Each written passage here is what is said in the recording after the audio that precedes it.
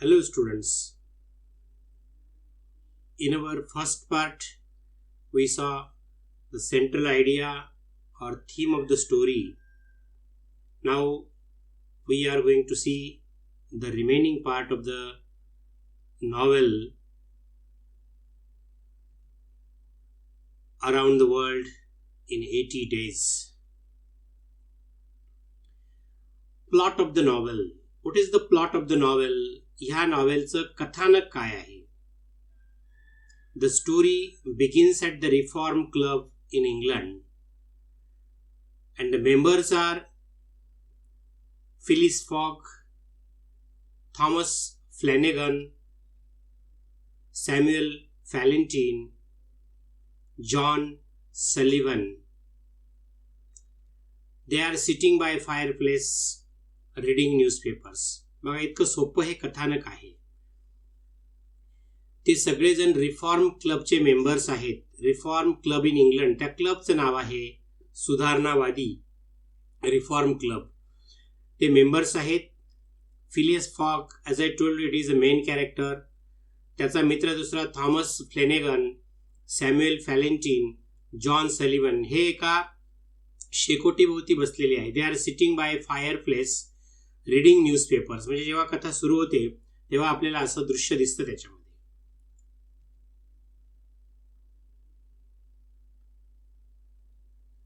At the reform club, म्हणजे त्या reform क्लबलाच खरी स्टोरी सुरू होते. Fogg, Flanagan, Fallentin, Sullivan, they are talking about recent bank robbery. आत्ताच एका बँकेवर दरोडा पडलेला आहे, तर त्या बँकेच्या दरोड्याविषयी हे बोलत असतात. अशीच गोष्ट करत असतात, गप्पा मारत असतात. And the conversation leads to a wager, that is a bet. आणि त्या संभाषणामधूनच त्यांनी अचानक कोणीतरी बोलतो, चला आपण बेट लावूया आणि आपण संपूर्ण जगामध्ये प्रवास करूया, चला, आणि तोही 80 दिवसामध्ये. अशा पद्धतीने फॉग हा पैजेचा विडा उचलतो आणि ते डिसाईड करतात. Fog is quite sure he can travel around the world in 80 days. म्हणजे त्याला इतकी खात्री असते की 80 दिवसात तो अख्खं जग फिरून येऊ शकतो. Sullivan doesn't believe it can be done. पण त्याचा मित्र जो आहे सलिव्हन, त्याचा विश्वास नाही की how is it possible to travel around the world, whole world in 80 days.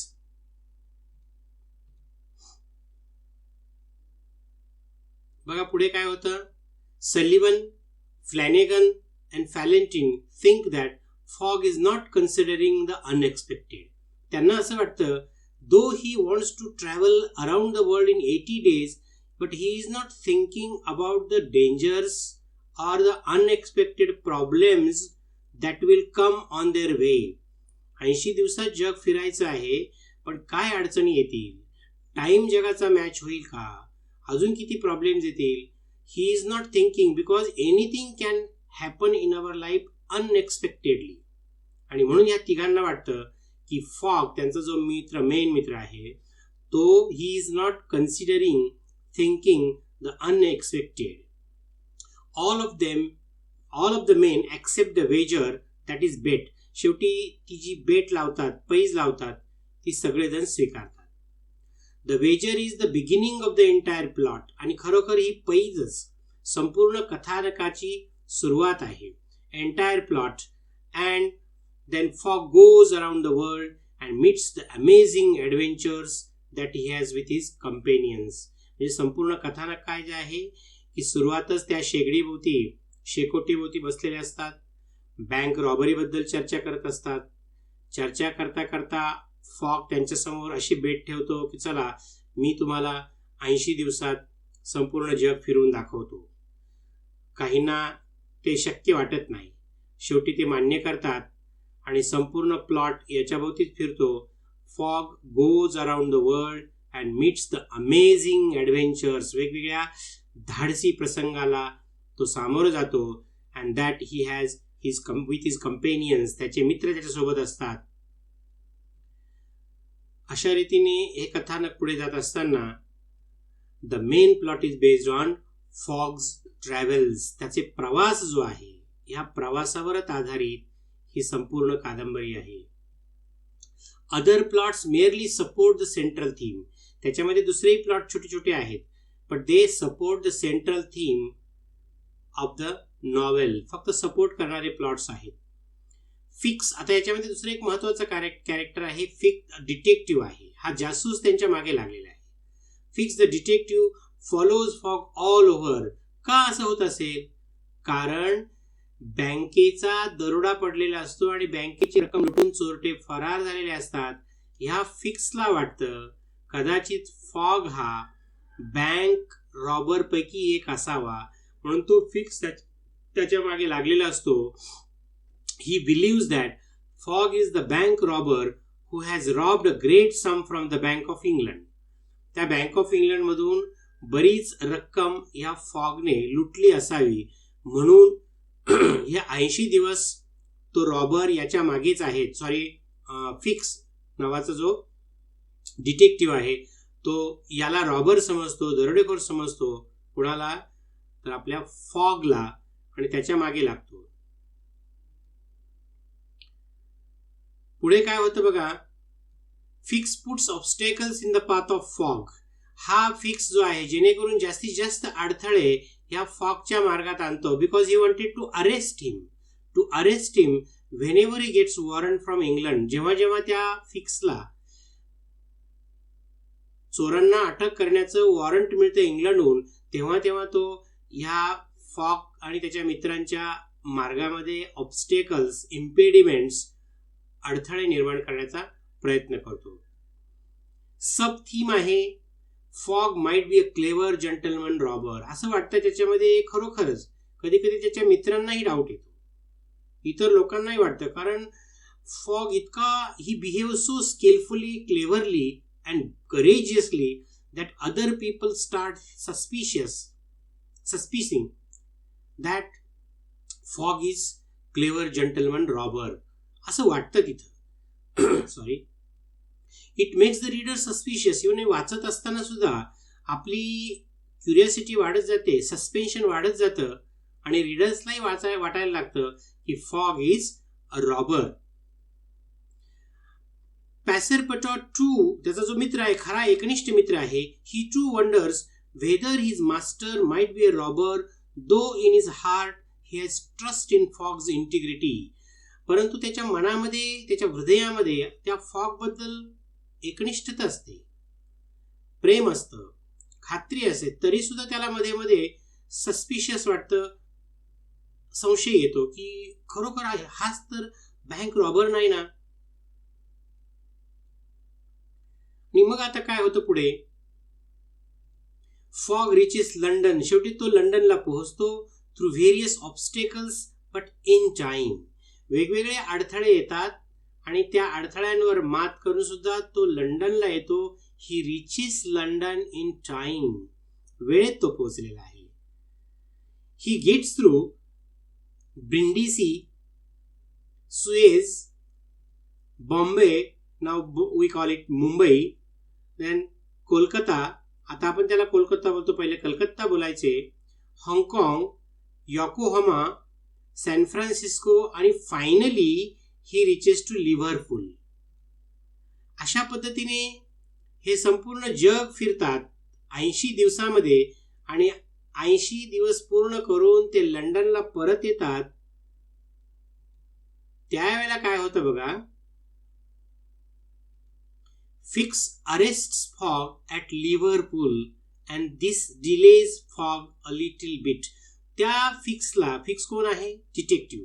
त्या डिटेक्टिव्हला संशय येतो की हाच बँक रॉबर आहे. हा का ह्या देशातून त्या देशात, त्या देशातून पुढच्या देशात जातो आहे? पण आपल्याला माहित आहे इथं यांनी बेट लावलेली असते, पैज लावलेली आहे, आणि ती पैज जिंकण्यासाठी, आणि त्याचं म्हणणं आहे he can do anything he sets to do it. म्हणजे जर मी फिक्स केलं जे गोष्ट, ती गोष्ट मी पूर्ण करू शकतो. ह्या तत्वाला धरून फॉग 80 दिवसात जग पूर्ण करण्याचा प्रयत्न करतो. पण त्या फिक्सला वाटतं, डिटेक्टिव्हला वाटतं की हा बँकेची तिजोरी लुटून पळालेला रॉबर आहे, दरोडेखोर आहे, आणि तो शेवटी लिव्हरपूलला आल्यानंतर त्याला अरेस्ट करतो, अटक करतो, आणि तिथं फॉगला पुढच्या प्रवासाला जायचं असतं ते लेट होतं. इन रियालिटी, पण खरं काय होतं सत्य, तो लेट नाही होत. Fogg reaches London a whole day earlier. समजा त्याला तो संडेलाच पोहोचलेला आहे, त्याला वाटतं मंडे आहे, आता काय उपयोग नाही, पण नंतर लक्षात येतं की तो एक दिवस अगोदर पोहोचलेला आहे. Fogg wins the wager bet. शेवटी तो फॉग बेट जिंकतो, पैज जिंकतो. And in the course of his travels finds himself a worthy charming and beautiful wife too. त्याच्या प्रवासामध्ये एक आनंदाची गोष्ट घडते बघा. दोन आहे, एक त्याचा मित्र पण आहे, मित्र चांगला जुळला, आणि पहिली गोष्ट त्याला एक सुंदर आकर्षक पत्नी मिळते आपल्या ह्या प्रवासाच्या दरम्यान.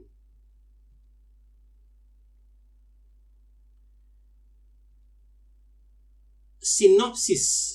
आता सारांश जो आहे आपण पूर्ण वाचणार आहोत मित्रांनो.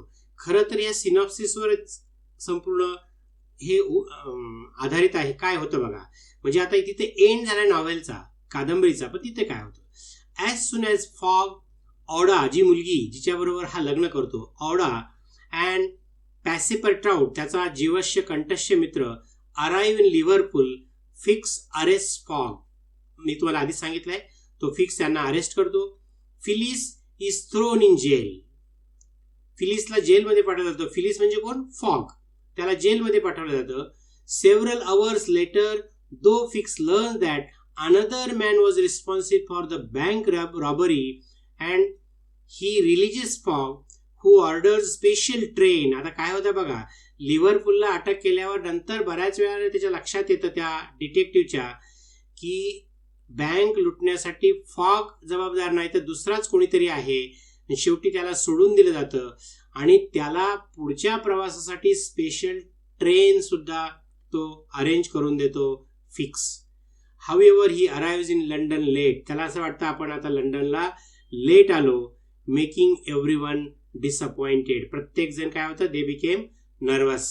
त्यांना पैज जिंकायची असते, त्यांना वाटतं की आपण पैज हारलो. Phileas Fogg and company are now broke. कोसळून जातात बिचारे, खचून जातात मनाने. The deadline for the bet has passed and there is nothing to do but go home and पाऊट.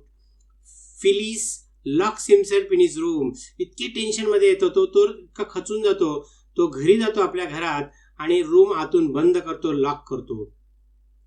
And for the first time allows himself to be seriously depressed. तो एकदम depress झालेला, कारण एवढा करेजियस ब्रेव्ह हार्टेड मॅन तो खचून गेला because he thinks that he has lost the bet. पैज हारला म्हणून. ऑडा तिची पत्नी, हो त्याची झालेली पत्नी, आणि त्याचा मित्र Passepartout are so worried that they too can't eat or sleep. ते दोघंही इतके टेन्शनमध्ये येतात की ते दोघंही जेवत नाही, झोपू शकत नाही. द फॉलोइंग इव्हिनिंग, पुढच्या संध्याकाळी काय होतं, fog apologizes to Oda for being unable to provide for her comfort as a result of losing the bet. आता तो विचार करतो, ती जी मुलगी तिच्यावर त्याचं प्रेम पडलेलं आहे, तिला माफी मागतो, म्हणतो सॉरी, आता मी तुला हे देऊ शकलो नाही, आता मी काय करतो, मी जरी तुझ्याशी लग्न करणार होतो, परंतु I cannot fulfil your promise because I have lost the bet. परंतु त्याच्या उलट ती मुलगी अत्यंत समजदार आहे. She is very understanding woman and what she does, she in turn त्याच्या उलट्या म्हणजे त्याची प्रतिक्रिया म्हणून she proposes marriage to him. लग्नाची मागणी घालते त्याला and he joyfully agrees. Finally they are married to each other. Passepartout is sent to engage a clergyman. तो म्हणजे ब्राह्मणाला आणायला जातो, क्लर्जीमन त्याचा धर्मगुरू आहे, त्याला घ्यायला जातो. He runs off to get a reverend to marry Fogg and Aouda the next day which they all think is Monday. त्यांना असं वाटतं तो मंडे असतो. While running to grab the nearest preacher to marry Phileas and Aouda, Passepartout finds out that it is actually Sunday. तो त्या भटजीला आणायला जात असताना, त्या क्लर्जीमनला, तेव्हा लक्षात येतं तो मंडे नसतो, तो संडे असतो. म्हणजे ते लंडनला पोहोचले, त्यांना पोहोचायचं असतं सोमवारी, ते रविवारीच पोहोचले. म्हणजेच ज्या दिवशी त्यांची बेट खतम होणार होती त्याच्या एक दिवस ते आधी पोहोचतात आणि Monday like the group has been thinking, Phileas Fogg, master calculator and obsessive organizer, has forgotten the time he has gained by journeying through all these time zones. म्हणजे इथं काय झालंय, वेगवेगळ्या टाइम झोनमध्ये ह्या लोकांनी प्रवास केल्यामुळे कोणत्या देशात किती वाजलेले आहेत, काय वेळ आहे हे तो विसरून जातो आणि म्हणून त्यांची गफलत होते. रविवारीच ते पोचलेले असतात लंडनला. त्यांना असं वाटतं सोमवार आहे आणि डेडलाईन संपलेली आहे, पण ॲक्च्युली ती संपलेली नसते. Because they have reach the London earlier one day earlier. He learns that their journey through time zones had gained them a day and that they are not at all late. उलट त्यांना एक दिवस extra मिळालेला आहे. Passepartout races home. तो घरी धावत जातो. Grabs Phileas by the collar, shoves him into a cab. ढकलून लावतो त्या कॅबमध्ये त्याला and deposits him at the club. त्या क्लबला त्यांचा जो रिफॉर्म क्लब आहे तिथं आणतो. आनंद झालेला आहे त्याला. Phileas represents himself with minutes to spare and effectively wins the bet. आणि शेवटी तो पैज जिंकतोय आपला Philip Fogg. He is rich once more. आणि खऱ्या अर्थाने तो आता श्रीमंत झालेला आहे. But more important, as he says to himself, तो स्वतःला काय म्हणायचा, for me riches are not as much important as time. He has won the heart of a charming woman. मी पैसे जिंकले असतील, पण सर्वात महत्वाचं, I have won the bet, I have won the heart of charming woman who is going to get married with me. अशा पद्धतीने ही अत्यंत रोमहर्षक ब्रेवरीवर आधारित कादंबरी आहे, around the world in 80 days.